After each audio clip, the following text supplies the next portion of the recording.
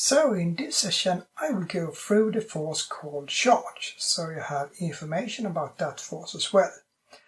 And then you can do things like this. I will just minimize it, and after that we can go directly into Blender. So what we have here is the default setting, nothing special, and no file is loaded in. And I can even take away the camera, so all we have is a plane, and I will add a force to that. So I press Shift A, force field, and then I find charge. And I move it to the left using GX, and then we can place it here. And now a brief explanation. Charge needs two forces to work. They can be positive or negative. And if you have like two of the same kind, so you have like two positive, they will repel. But if you have two of different kind, one positive and one negative, they will attract each other. And that is the main concept of charge. Well, how does this work in Blender? First we must have some particles in, so we can get movement on them. And to get movement we also need some additional force here. But let's start by adding some particles. So select the emitter and then select the particle properties, and as usual press the plus sign. The number we change to or decrease to 100, and I think frame start and end will have just a value of 1, so everything starts at the same time. We do some change on the lifetime, so we put that to 1000, and then we should remove velocity and gravity, so in velocity set normal to 0, and then go down to field weight. Here we can set the gravity to 0, and now only charge should be in action. However, if I run the animation, nothing happens. We of course have some strength, which you can see here in the physics property, and it says 1. Remember one thing, charge needs two forces, and the problem is just another force like here will not connect to the particle charge.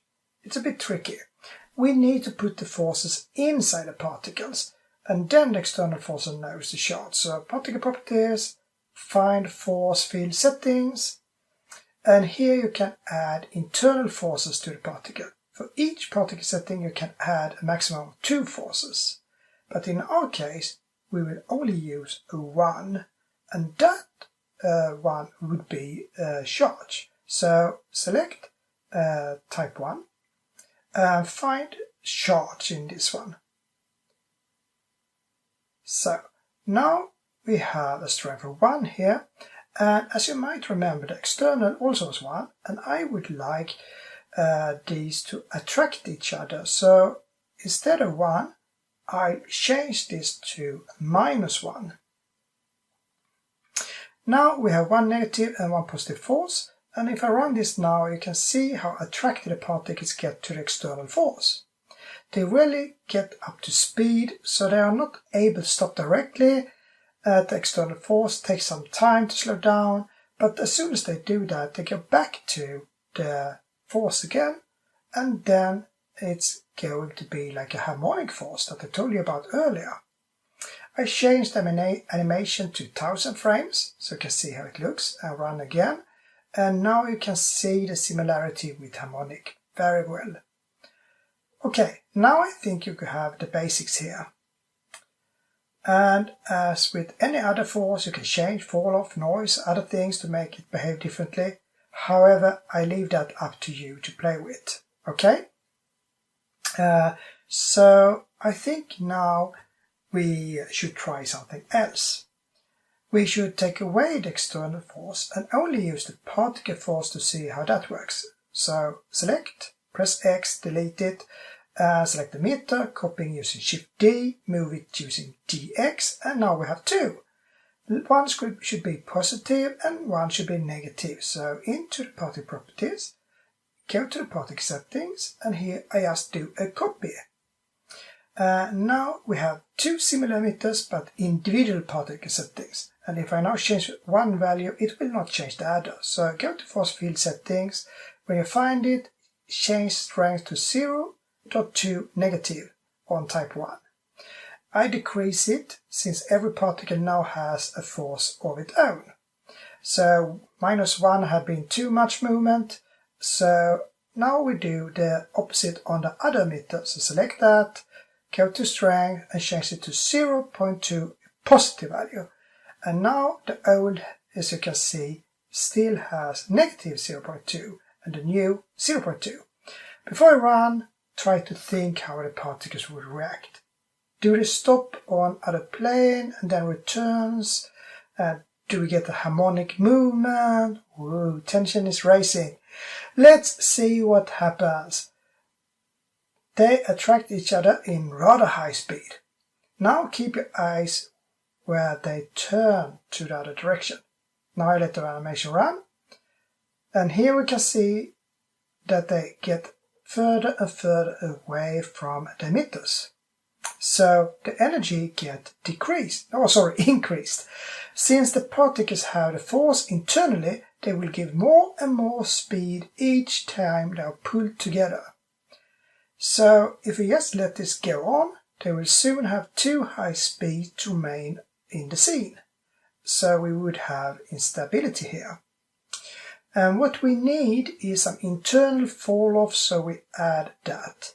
I stop the animation, select the emitter, and in type 1 at the bottom, you see fall off.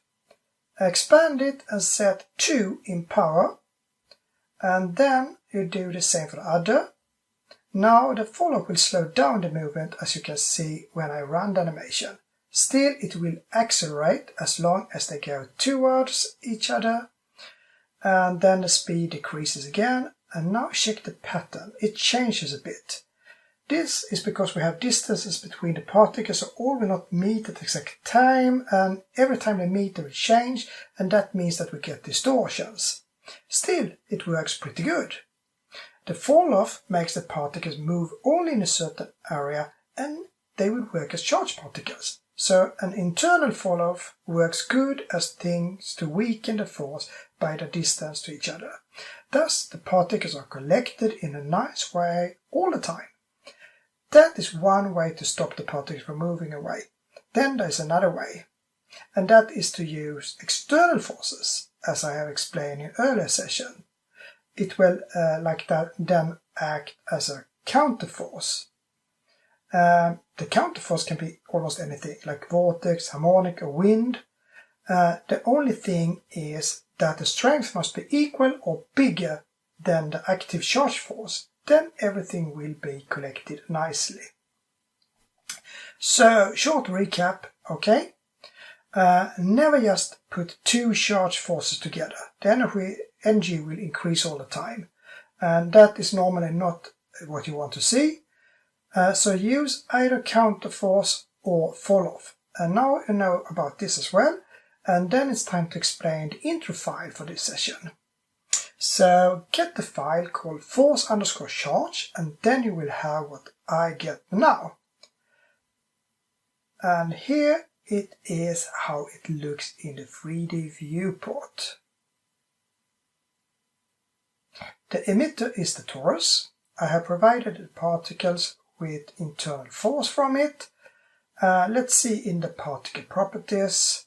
So scroll down until you find force field settings here in the particle properties.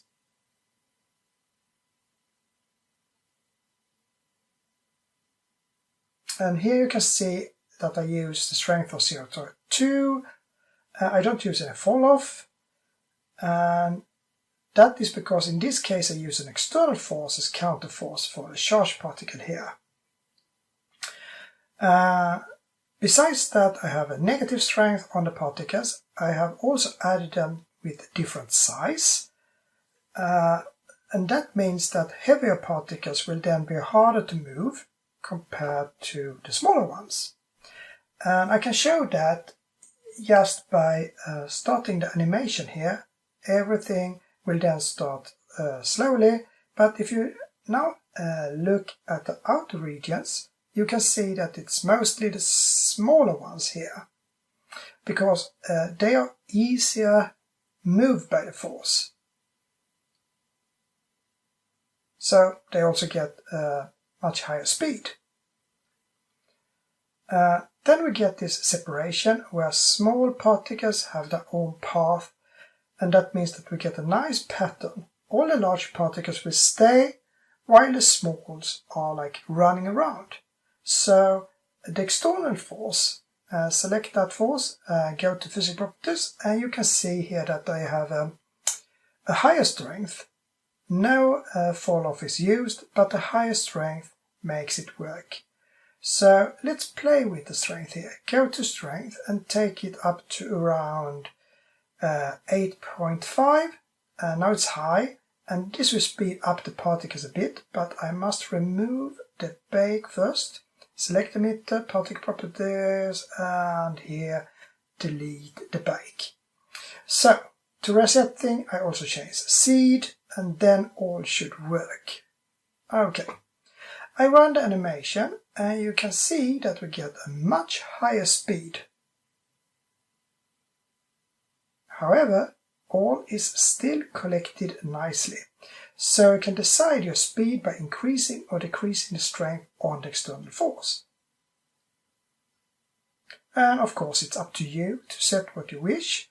So that is how everything works. Just so you can see the result, I go to render view, and here I added a metallic plane in the bottom, and I also played with the particles. Based material on position, so this side was metallic, and when they moved, here I used glass material. And then all colors are just random, and not more than this. Well, I hid the emitter in the render as well, of course. And I can do so I press F12 to do a quick render. We are in Eevee, so it's go really quick. And as you can see, after just a few seconds, I hope, the render does not have an emitter here, because I hid it. To make the center a bit brighter, I just aim the light to that point. So it's just a reflection from the light. So that is how it worked. Nothing fancy at all, it's just charts that do all the stuff without any fall off. And now you know how it works. You need 2 or more forces, and at least one force must be internal for the particles to make it work. Then just decide if you need negative or positive force, all depending if you want to repel or attract. And if you want like complicated patterns, then just add additional forces to it all. It can be really advanced, but that I leave up to you to play with. So now you know about that as well, and then it's just to go to the next session and a new force. I will show you how that force will work. So see you there, and just bye for now.